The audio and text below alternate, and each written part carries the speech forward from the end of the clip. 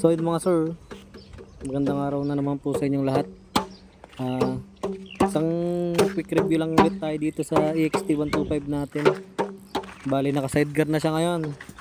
Bali yung una nating review dito yung mga parts na magaganda sa kanya.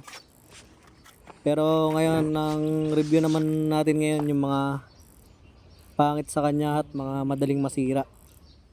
So sasabihin ko sa inyo yung mga part na madaling masira dito sa EXT, kasi bali pangatlong EXT na namin to.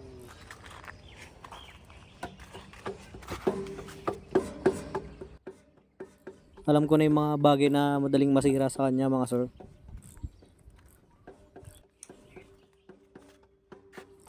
So una na dyan itong speed meter nya mga sir. Yan, madaling masira yan mga sir. Madaling masira yan yung speed meter nya. So pangalawa naman itong gas tank nya mga sir. Bali madali siyang pasukan ng tubig, lalong lalo na pag ginamitan nyo ng water, pressure water ba yun? Yun sir, madali siyang pasukan ng tubig pag umuulan. Bali pangatlo itong kanya mga sir, baterya nya. Madali din masira to, siguro mga isang taon lang naabot ng mga ganitong klaseng baterya mga sir. So madali lang masira yan, mga battery ng EXT. So swerte ka na pag umabot ng isa't kalahating taon yan sa'yo yung stock nya mga sir. So bali meron relay dito. Bali relay ng kwan natin yan, ilaw natin yan mga sir sa harap.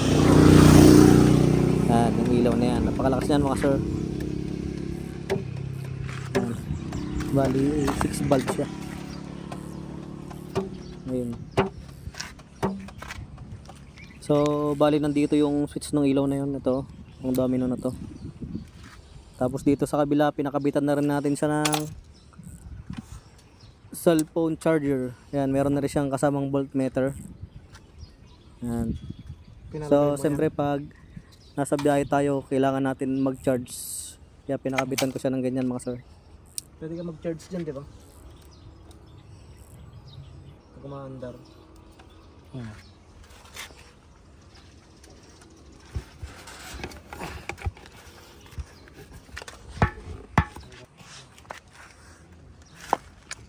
So ito pa yung isang madaling masira sa mga XT mga sir, tong swing arm nya tsaka yung busing nya dyan sa loob na yan mga sir. Yung busing nya dyan madaling bumigay, madaling umalog yung swing arm nya mga sir. So siguro mga 2 years yon maalog na yung swing arm nyan.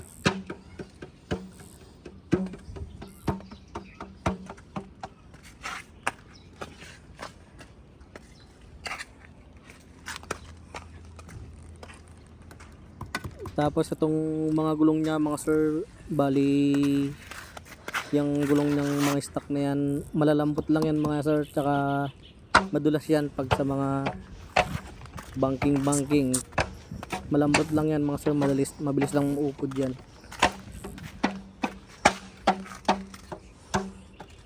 Parang hindi malakas yung ilaw mo, tignan mo naman kasi solid. Tsaka isa pang ayaw ko dito sa EXT mga sir, tong tambucho nya kulay black. Mas maganda sana kung stainless na rin yan mga sir, di ba? So yun lang naman ang mga ayaw ko dito sa EXT. Wala na mga sir. Pero depende pa rin sa nag-aalaga yan mga sir, depende pa rin sa gagamit niyan. Kung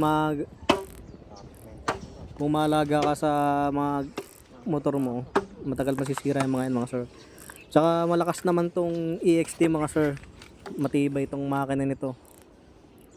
Tsaka malakas sumatak yung mga ganito mga sir. So yun lang, hanggang dito na mga sir. Thank you sa inyo. Kung bago lang kayo dito sa aking video huwag nyo nang kalimutan mag-subscribe.